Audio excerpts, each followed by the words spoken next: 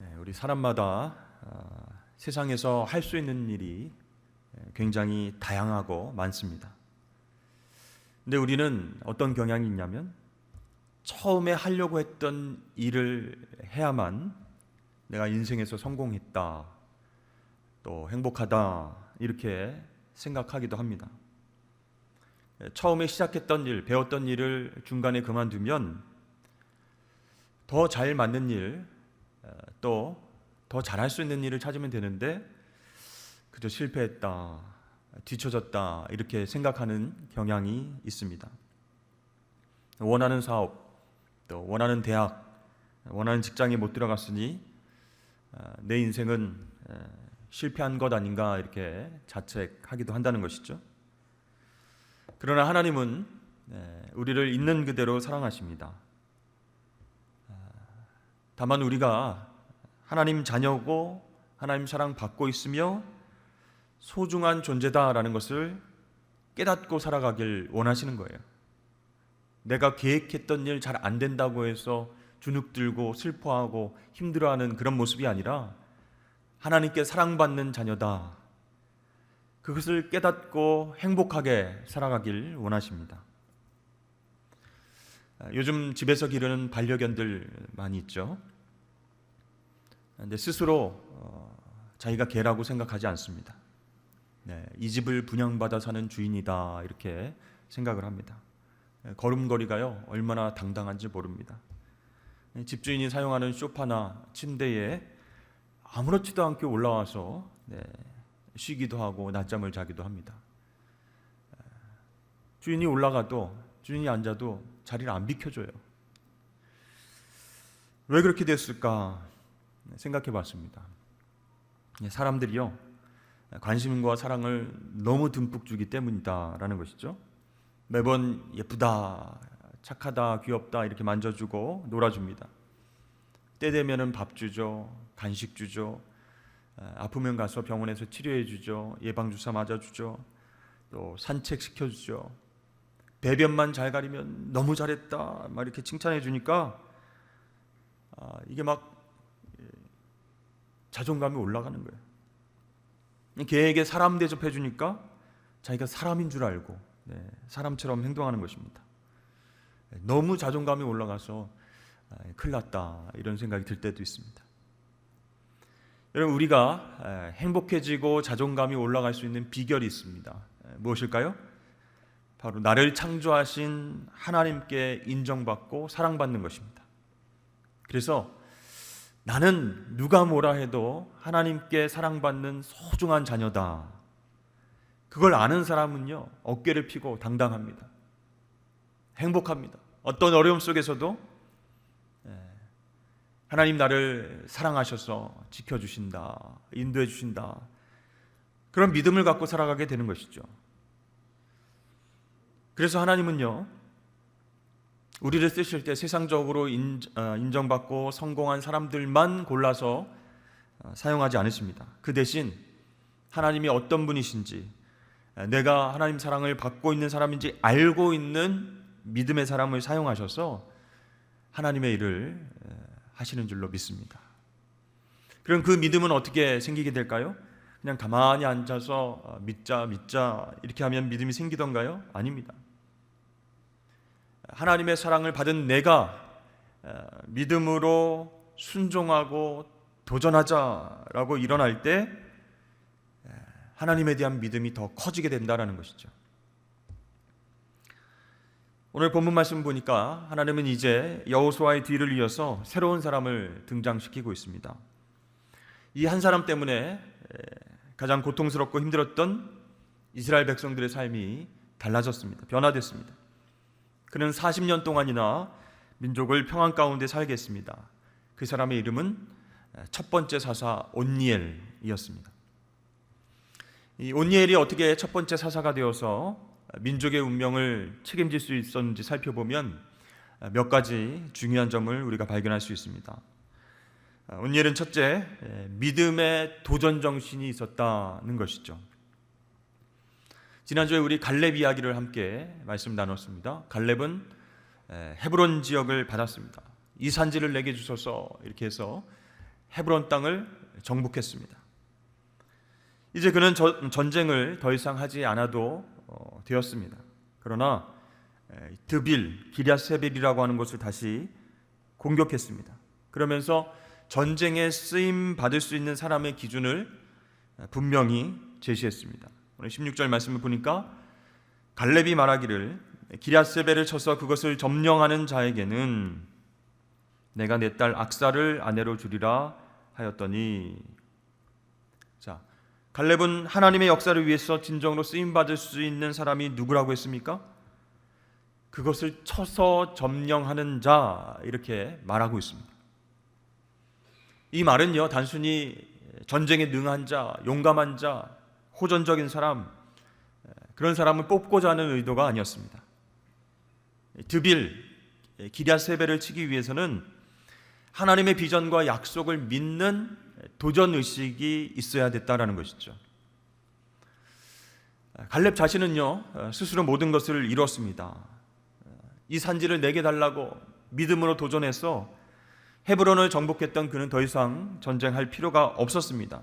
쉬고 싶기도 하고 누리고 싶은 마음도 있었습니다. 그러나 갈렙은 하나님 앞에 쓰임받는 사람은 믿음으로 하나님께서 주신 가나안 땅을 쳐서 점령하는 자다, 가만히 앉아서 하나님 주시겠지, 그런 사람이 아니라 직접 나서서 정복전쟁에 임하는 사람, 그 사람이 하나님께 쓰임받는 사람이다라는 것을 여호수아를 보면서도 자신의 경험을 통해서도 알고 있었죠.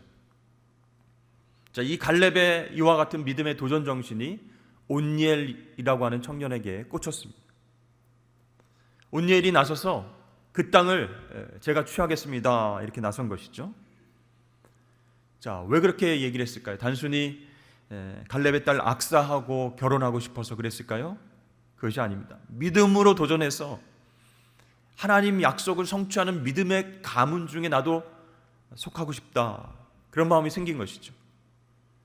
계속해서 믿음의 유산을 물려받고 싶은 마음이 있었습니다. 이 온니엘의 아버지 그나스는 광야 1세대입니다. 그는 하나님 약속을 믿지 못하고 불순종했죠. 현실만 바라보고 원망하다가 가나안 땅에 들어가지 못하고 광야에서 죽었습니다. 그 모습을 온니엘이 옆에서 지켜보았던 것이죠. 그런데 삼촌인 이 갈렙은 어떻습니까? 85세라고 하는 나이에도 불구하고 헤브론 땅을 내게 주소서, 이렇게 이야기하고 그 땅을 정복해서 차지했습니다. 그 믿음의 도전에 감동을 받은 것이죠. 나도 갈렙의 믿음을 유산으로 받고 싶다, 그런 마음이 생겼습니다. 자, 그렇게 해서 온니엘은 기럇세벨을 쳐서 마침내 그 땅을 차지하게 됐습니다. 불신과 불순종이라고 하는 기존의 유산을 극복해버리고 갈렙처럼 하나님의 약속을 붙들고 믿음으로 나아가는 새로운 역사를 쓰게 된 것이죠. 여러분, 오늘날은 어떨까요?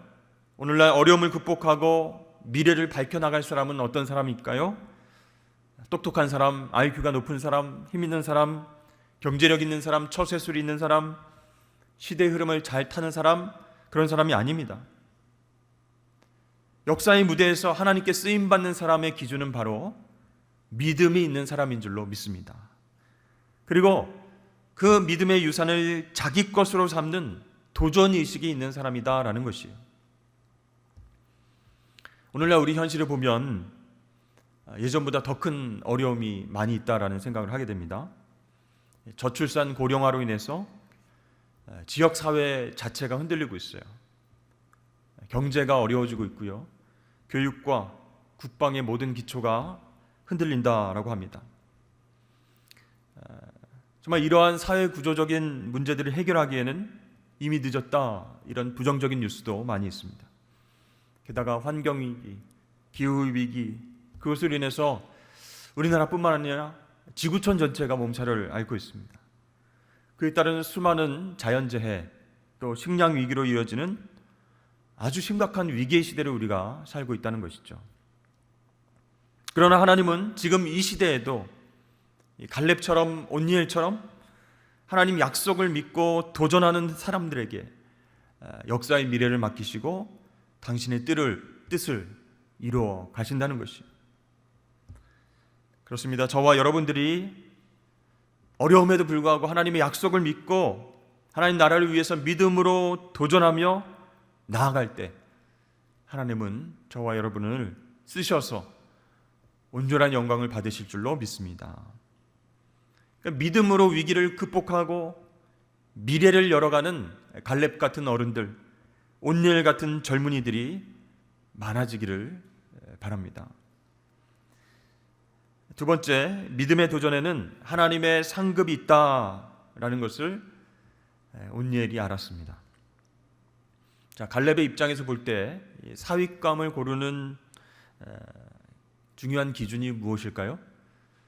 출중한 외모, 키, 경제력, 온화한 성품, 이런 것이 기준이 될 수도 있겠죠. 또 하나님께서 취하라고 명령하신 기럇세벨을 점령하기 위해서는 남자다운 용기가 필요하고 부하들을 이끌고 나가서 싸울 지도력도 필요하고 책임감도 필요하고 이런 모든 것들을 두루두루 갖추면 좋겠다 생각을 했을 것입니다. 그런데 그것보다도 더 중요한 것은 바로 믿음의 도전 정신이 있는가라는 것이에요. 저 성읍은 너무 크고 견고해. 거기에 사는 사람들은 힘센 사람들이야. 우리가 아무리 정복하려고 시도해도 게임도 안 돼. 질 것이 뻔해. 이렇게 주눅드는 사람이 아니라 하나님이 주시겠다 명령하셨으니까, 약속하셨으니까 그것 믿고 믿음으로 도전하는, 그것이 우리 가문에 꼭 필요한 사람이다, 이런 생각을 했겠죠. 여러분, 갈렙은요 지금까지 사람들의 지혜와 힘이 아니라 하나님께서 이기게 하셨음을 보아왔습니다. 하나님께서 약속하신 것을 하나님이 성취하게끔 역사하신 것을 경험했습니다. 그래서 사윗감으로서 가장 좋은 사람은 바로 믿음이 있는 사람, 도전 정신이 있는 사람, 그런 사람이었어요. 그래야 영적인 유산이 계속 이어질 수 있었기 때문이었습니다. 그때 온니엘이 나서게 된 것이죠. 그는 믿음으로 나서서 기럇세벨을 정복했습니다. 이 전쟁을 통해서 온니엘은 큰 상급을 얻게 되었죠. 당대의 영웅인 갈렙의 사위가 되었고 지혜로운 아내 악사를 얻게 됐습니다. 이런 본문의 말씀을 우리가 묵상하면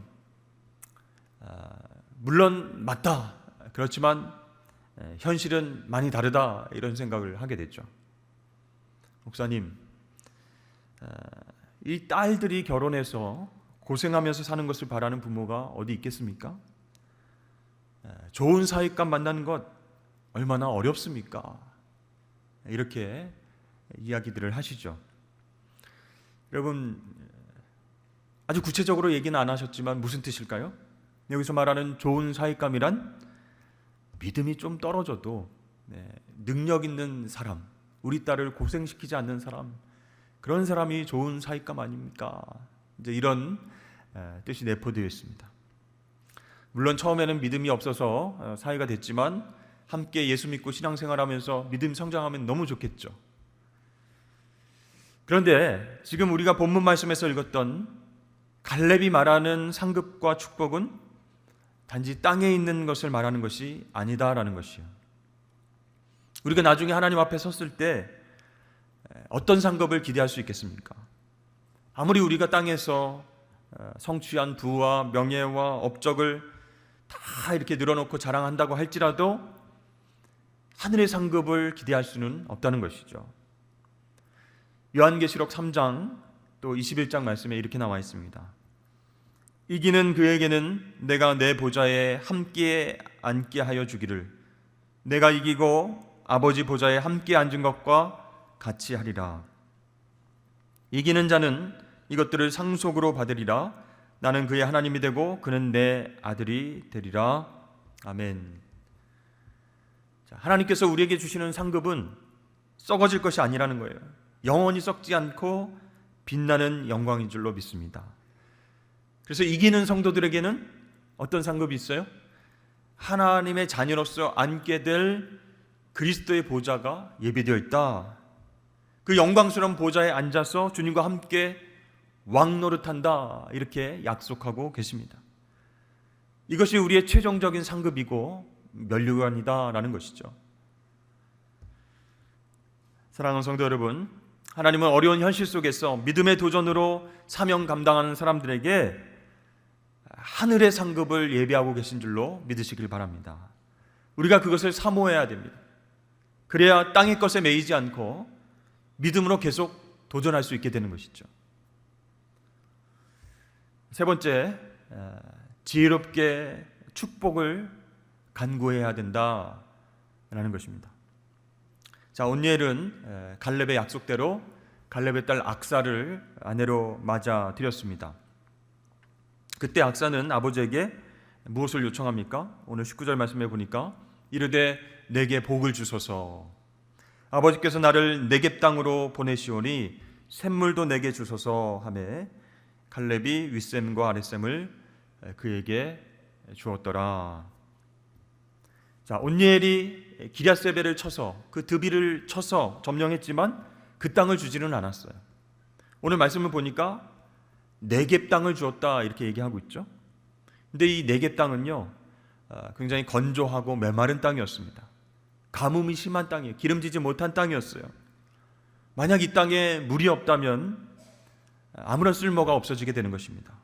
그런데 건조하고 메마른 땅이라도 물이 흐르면 그것을 중심으로 사람이 살게 되고 가축이 살아가게 되고 생명이 유지되게 된다는 것이죠.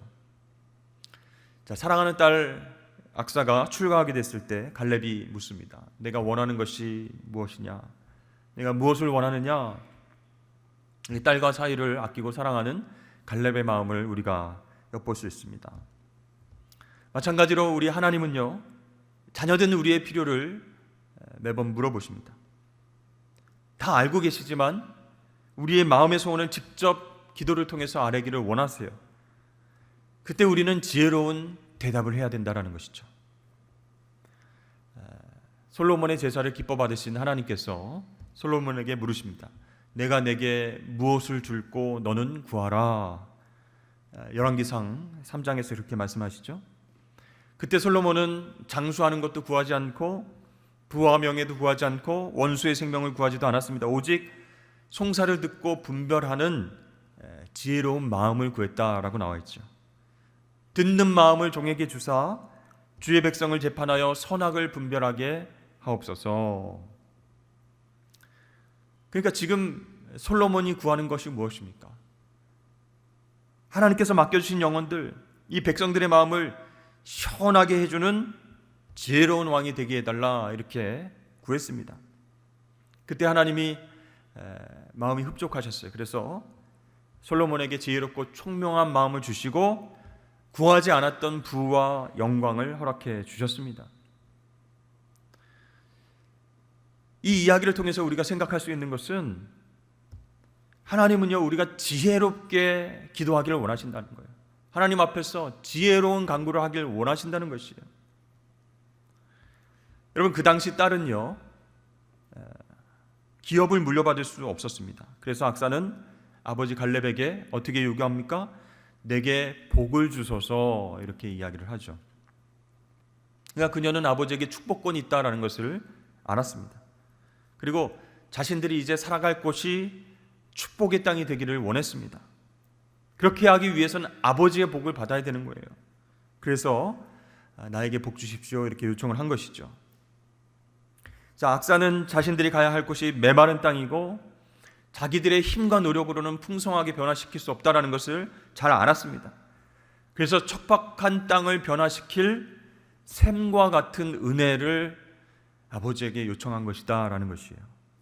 그 요청에 갈렙은 윗샘과 아랫샘을 딸에게 줌으로써 높은 지대와 낮은 지대에 골고루 물을 공급할 수 있도록 해줬고 그 척박한 땅을 변화시킬 수 있었습니다. 여러분, 우리는 믿음으로 도전하면 되지라고 생각하지만 스스로의 힘으로 살아갈 것처럼 그렇게 말해서는 안 됩니다.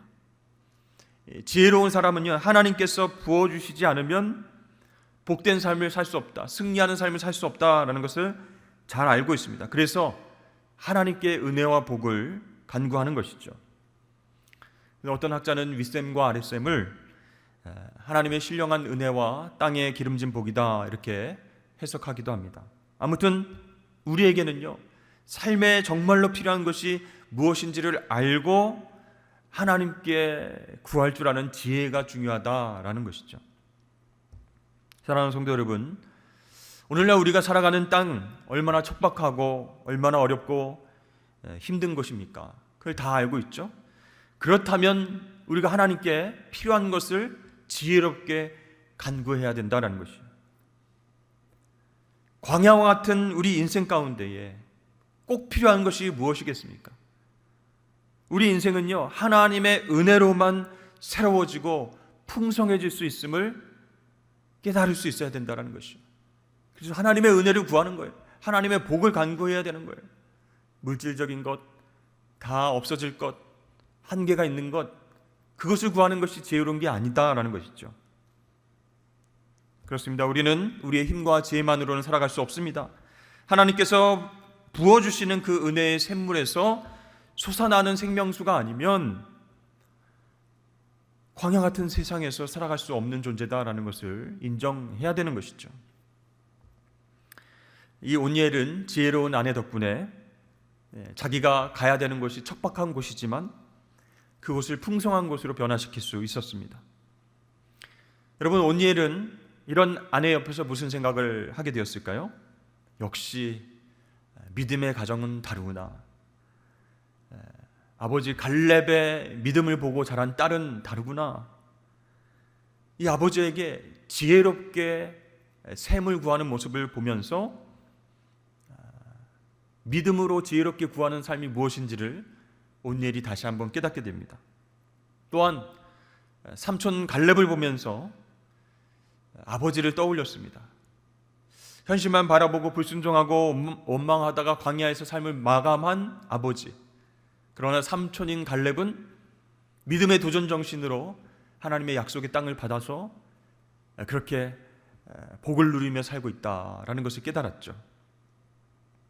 자, 이렇게 온니엘은 하나님 말씀과 약속을 믿고 도전하는 삼촌을 지켜보면서 또 믿음으로 지혜롭게 간구한 악사, 아내를 바라보면서 믿음이 무엇인가, 기도가 무엇인가, 순종하는 삶이 무엇인가, 형통이 무엇인가 생각하게 되었습니다.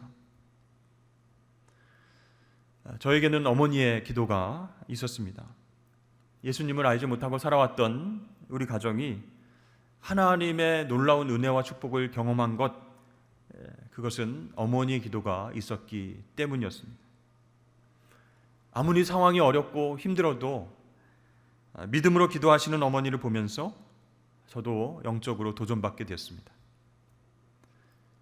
영적인 유산, 그것이 왜 필요한가? 나에게 지금 믿음으로 도전하는 게 왜 필요한가? 기도를 왜 해야 할 것인가? 그것을 생각하게 되었습니다. 그렇습니다. 우리가 우리의 삶을 풍성하게 하는 유산은요, 소유나 물질이 아닌 것이에요. 우리를 풍성하게 하는 영적인 유산은 하나님께서 우리에게 주신 약속의 말씀이고 구원의 기쁨이고 하늘의 상급인 줄로 믿습니다. 이 사실들을 믿음으로 받아들이고 담대하게 도전하면서 나아가시는 저와 여러분 되시길 축복합니다. 그럴 때에 온니엘 이 한 사람을 통해서 이스라엘 백성들이 40년 동안 평안 가운데 살 수 있었던 것처럼 믿음의 도전을 한 우리를 통해서 하나님의 은혜와 복이 이 땅 가운데에 유통되게 될 줄로 믿습니다. 이제는 끝이 났지만 도전 곤들벤이라는 프로가 있었습니다. 고등학교 우리 학생들을 대상으로 한 퀴즈 프로그램이었는데요. 전교생이 한 공간에 모여서 50문제를 풀기 위해서 도전을 합니다. 작은 이제 칠판을 가지고 옛날 우리 조선시대의 양반들이 시험을 받듯이 문제를 내면 거기다 답을 써서 이렇게 들어 올리는 것이죠. 마지막 문제 정답을 맞춘 학생은 골든벨을 울리는 거예요. 그리고 장학금도 받고요, 또 해외 학교 탐방의 그런 상급도 받습니다. 그러니까 이제 학생들은 자기는 떨어졌지만 우리 학교에서 마지막 한 명, 골든벨을 울리는 한 명이 나오기를 바라는 거예요. 열심히 응원합니다. 문제가 나오는데 바로 막 이렇게 쓰면 와 하면서 박수를 칩니다. 진심으로 응원합니다. 학교의 명예와 영광이 달린 문제이기 때문입니다. 여러분, 하나님은요, 우리가 하나님의 자녀로 영광스러운 삶을 살아가길 응원하고 계시는 거예요. 단지 문제를 잘 풀고 문제를 잘 해결하고 편하게 사는 것을 위해서 하나님은 응원하지 않으십니다. 어려운 가운데서도 믿음으로 도전하고 하나님께 기도하면서 그렇게 형통과 축복의 삶을 살고 믿음의 유산을 남기기를 원하셔서 그렇게 하나님을 응원하시는 거예요. 잘하고 있다. 내가 너와 함께 할게. 내가 너에게 복을 줄게. 지혜롭게 간구했으니 내가 너와 동행해 줄게. 이렇게 하나님이 응원하십니다. 여러분, 그렇게 우리를 응원하시는 그 하나님의 응원에 보답하는 마음으로 믿음을 갖고 도전하실 수 있기를 축복합니다. 하나님께서 예비하신 그 상급을 기대하면서 나아가시는 저와 여러분 되시길 주의 이름으로 축복합니다.